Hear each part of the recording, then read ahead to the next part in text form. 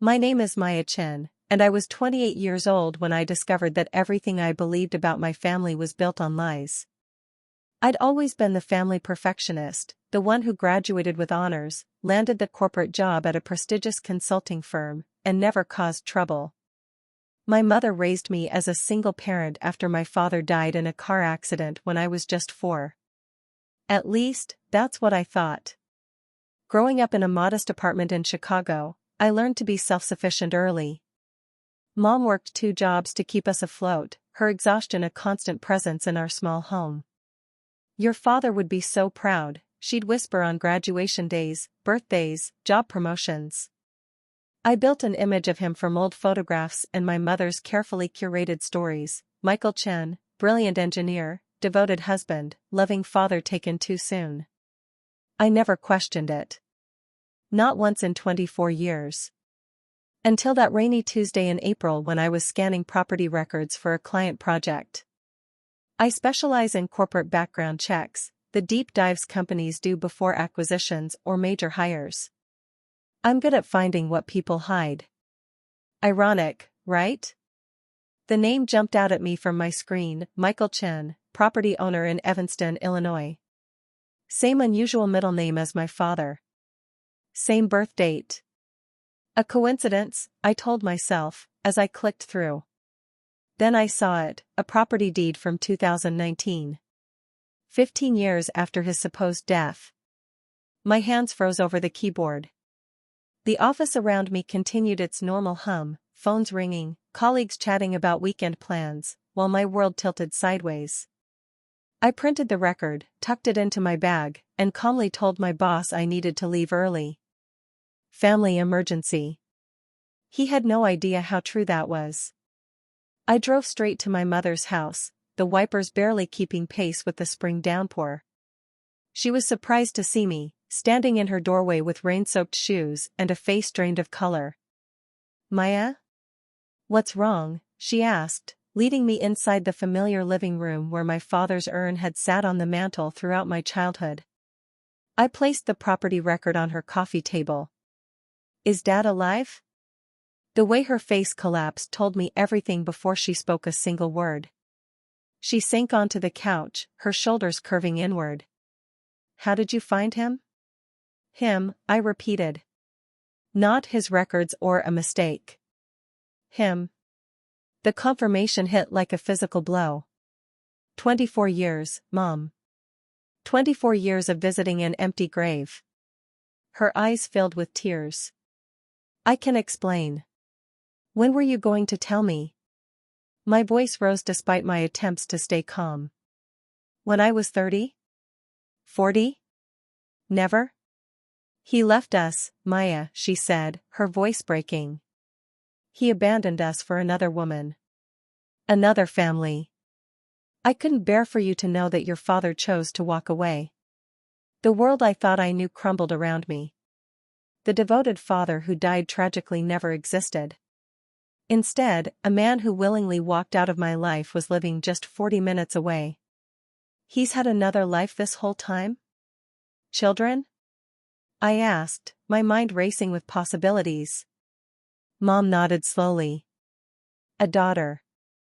She's 19 now. A half-sister I never knew existed. I felt nauseated. "I thought I was protecting you," Mom whispered. I grabbed my keys and headed for the door. "You weren't protecting me. You were controlling what I knew about my own life." "Where are you going?" she called after me. "To meet my father," I said, letting the door close behind me. I sat in my car for 20 minutes before I could drive, rain drumming on the roof while I searched property tax records on my phone. Michael Chen, 47, Cedar Lane, Evanston. A house in an affluent suburb with excellent schools and manicured lawns. The life he chose instead of us. It was nearly 8 when I parked across from his house, a beautiful 2-story colonial with warm lights glowing from within. Through the large front window, I could see a dining room where a family sat around a table. My father, older, grayer, but unmistakably him, was laughing at something a teenage girl had said. A woman with sleek dark hair placed a serving dish on the table. They looked perfect. Happy. Complete. I couldn't bring myself to approach the door. Instead, I drove to a hotel, checked in, and opened my laptop. If there's one thing I'm good at, it's research. By morning, I knew that Michael Chen was the chief engineer at a successful tech firm.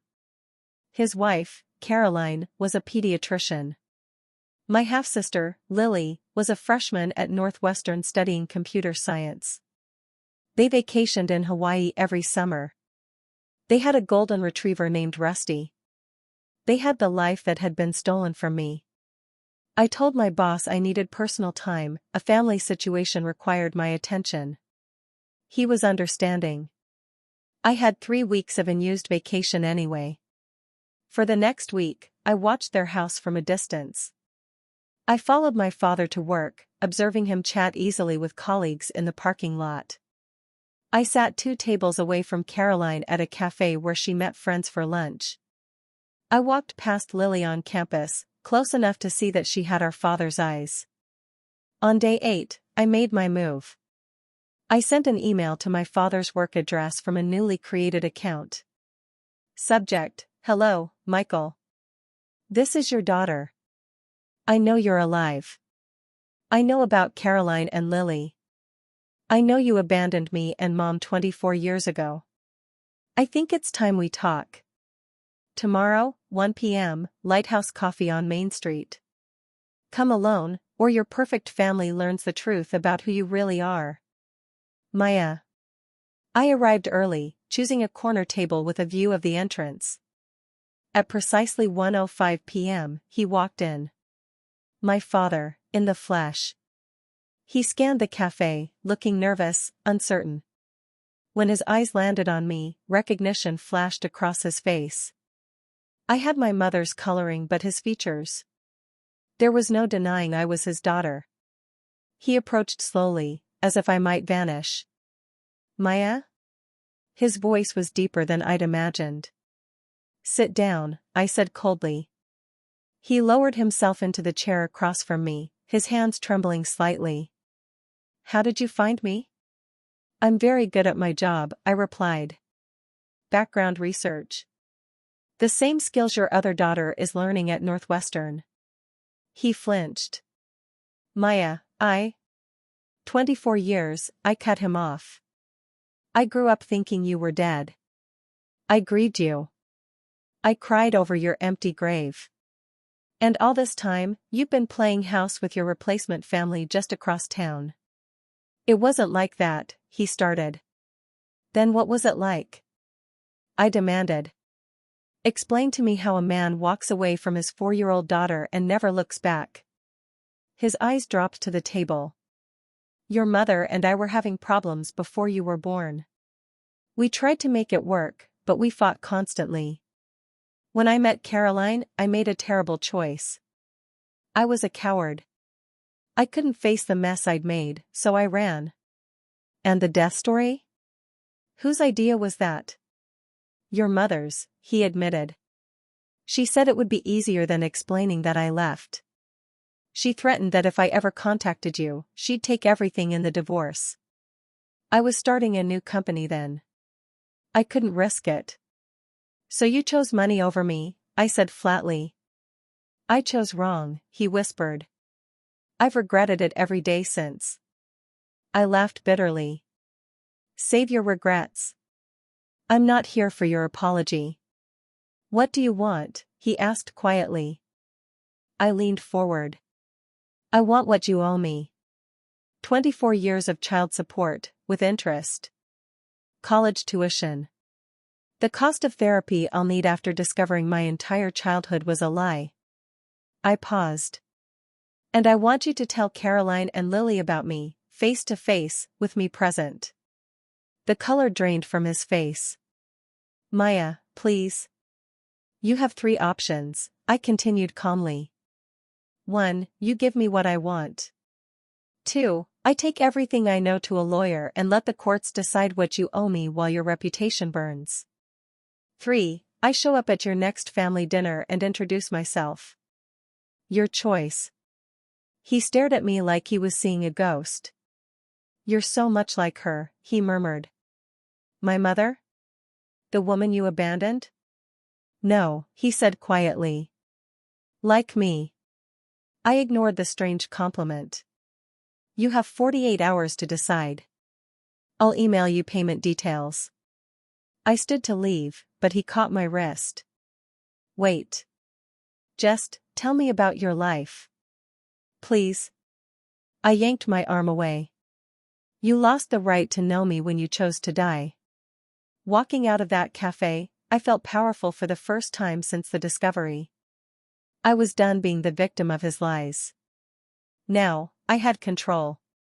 The next morning, an email arrived with a proposal. He would pay what I asked, a sum that would allow me to quit my job and start my own firm if I wanted, but he needed time to tell his family in his own way. He suggested monthly payments over the next year to avoid suspicion from his wife about large withdrawals. He was already trying to weasel out of the confrontation. I countered, half the money up front, half after he introduced me to his family. Non-negotiable. 2 days later, a wire transfer hit my account, $380,000. More money than I'd ever seen at once. The cost of abandoning a child, apparently. I waited a week before I sent my next message. The money arrived.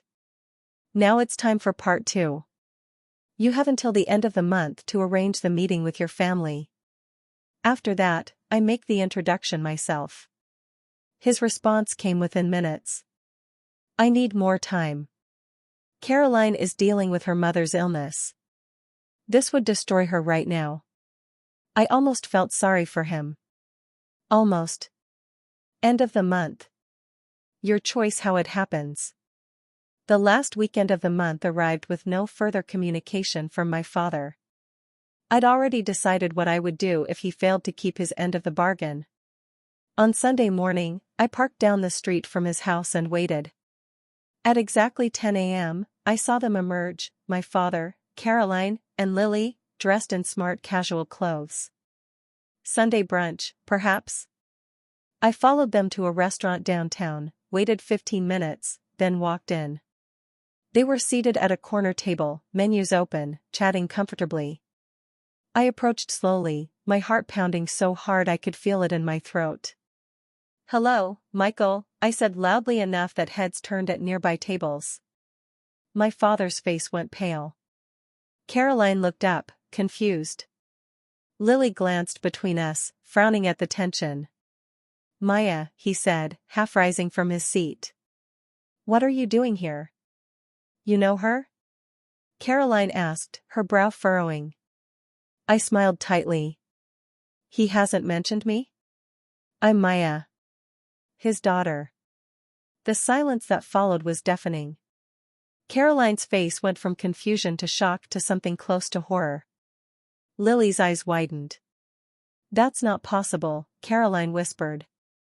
Michael doesn't have a daughter from his first marriage? I finished for her. The one he walked out on when I was 4 years old? The one he's been paying child support for secretly all these years? That daughter? I turned to Lily.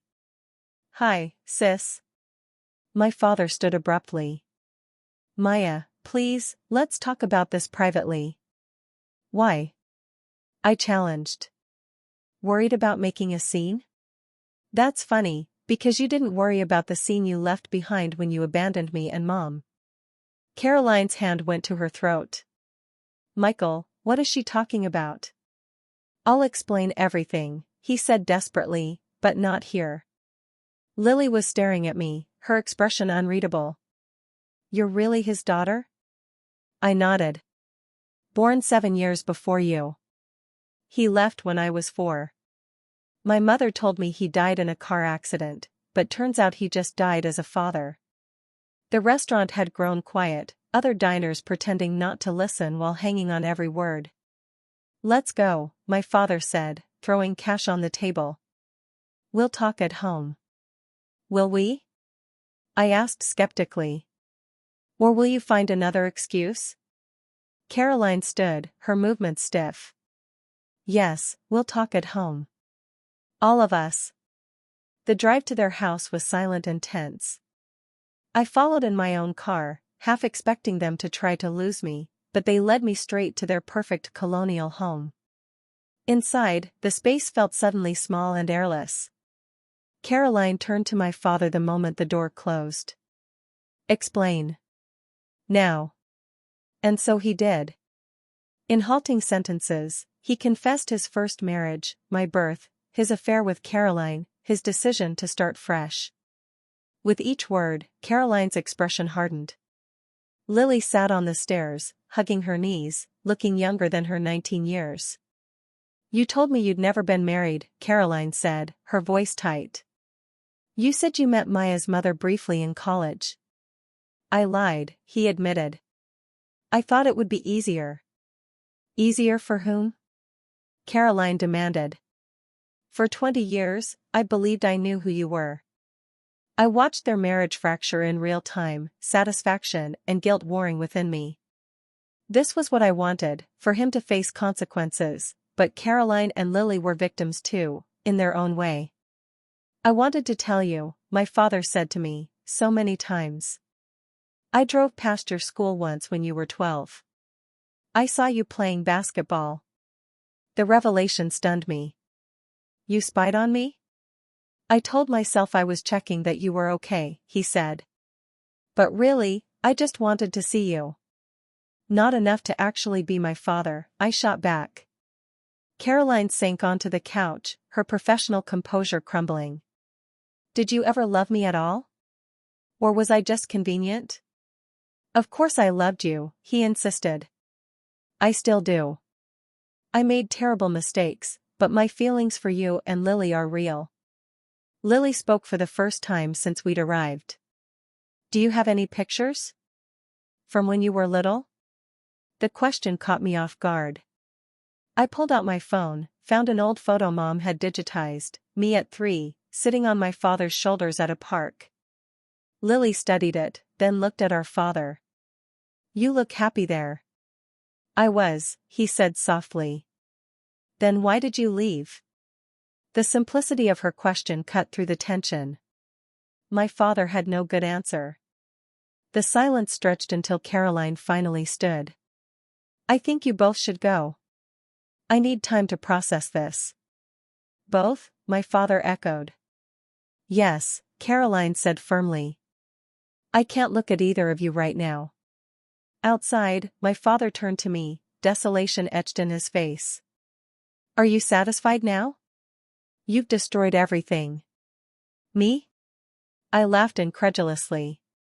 "You did this 24 years ago, when you walked away from your responsibility.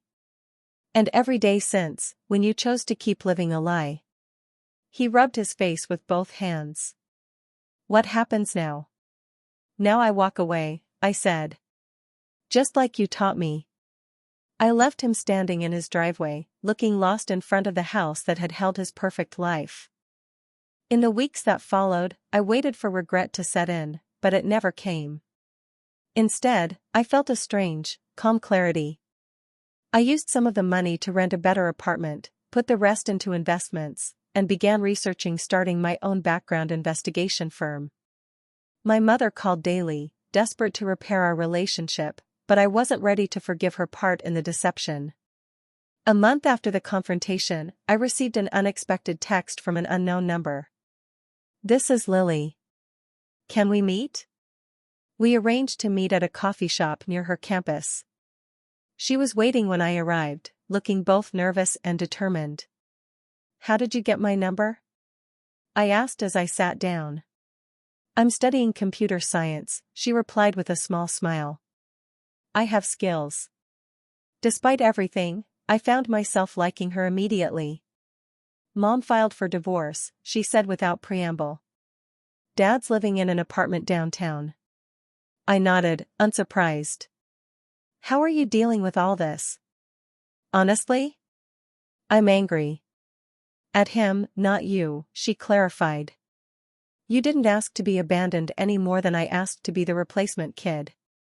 "I never thought of it that way," I admitted. "Look," Lily said, leaning forward, "what he did was unforgivable. But you and I share DNA. We're sisters, whether he deserves to be our father or not. The offer of connection caught me off guard. You want to know me? After what I did to your family? You didn't do anything, she said firmly. You just exposed the truth. And yes, I want to know my sister. We talked for hours that day. Lily was brilliant, funny, and compassionate in ways that made me wonder if I could have been more like her in different circumstances. We started meeting weekly, sharing stories, discovering shared traits. She had my analytical mind, my love of puzzles, my inability to function without morning coffee. 6 months later, my consulting firm was profitable, specializing in finding hidden assets in divorce cases. I had moved to a high-rise with a view of the lake. Mom and I were in therapy together, slowly rebuilding trust. I hadn't spoken to my father since the confrontation, though Lily told me he was trying to make amends with both of us. Then one evening, my doorbell rang. My father stood in the hallway, looking older than his years. Maya, he said simply. May I come in? Part of me wanted to slam the door in his face. But the stronger part, the part that had been healing, was curious. I stepped aside.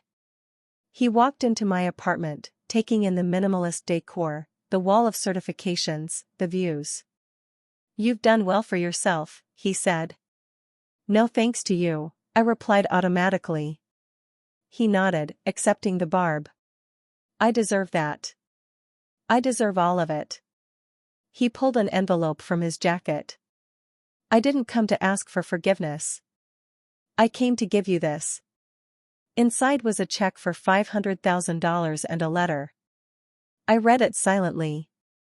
Maya. No amount of money can replace what I took from you. These funds represent your portion of my retirement savings. What would have been your inheritance had I been the father you deserved? I've also established a trust in your name that will receive half of my estate when I'm gone. I don't expect this to heal the wound I created. I simply want you to have what should rightfully be yours. You found me because you're brilliant and determined, traits I recognize because they're mine too. I'm sorry I wasn't there to nurture them. If you ever decide you want to know me, I'll be waiting. If not, I understand. Your father. I set the letter down, unsure how to feel. The money meant nothing, I'd already taken what I needed. But the acknowledgement, the recognition of what he'd stolen, that was something I hadn't known I still craved. Caroline served me divorce papers, he said quietly. She's keeping the house. It's fair. Lily told me. He looked surprised. You speak to Lily? Every week, I replied. She's my sister. A complicated emotion crossed his face, pride and pain intertwined. She's lucky to know you. I said nothing. I won't bother you again, he continued, moving toward the door. But if you ever want to reach me, you have my number. As he reached for the doorknob, I found myself speaking. Why did you really leave? He turned, his expression haunted. Because I was a coward. Your mother and I fought constantly. I felt trapped. When I met Caroline, she seemed like an escape route, and I took it. He paused. It's the worst thing I've ever done, and I live with it every day. It wasn't a satisfying answer, but it was probably the most honest one he could give. Goodbye, Michael, I said, using his name deliberately. After he left, I stood at my window, watching the city lights flicker on as dusk settled over Chicago. I thought about the angry girl who had stormed into his perfect life 6 months ago, determined to shatter it. I'd gotten everything I wanted, the money, the confrontation, the satisfaction of watching his lies crumble around him. Yet the revenge hadn't filled the hole he'd left. What was beginning to fill it was different: my relationship with Lily, my thriving business, my slowly healing connection with my mother. I was building something new from the wreckage of what he'd destroyed. I texted Lily, "Your dad stopped by." She responded immediately, "Our dad. For better or worse. You okay?" Better than okay, I replied. Want to grab dinner tomorrow? The next day, as Lily and I shared a meal, laughing over stories and planning a weekend trip, I realized the greatest revenge wasn't destroying my father's carefully constructed lie. It was reclaiming what he'd taken: family, truth, and most importantly, my power to choose who and what mattered in my life going forward. If you've ever discovered that your life was built on someone else's lies, know this: the story doesn't end with the revelation. It begins with what you build from the truth.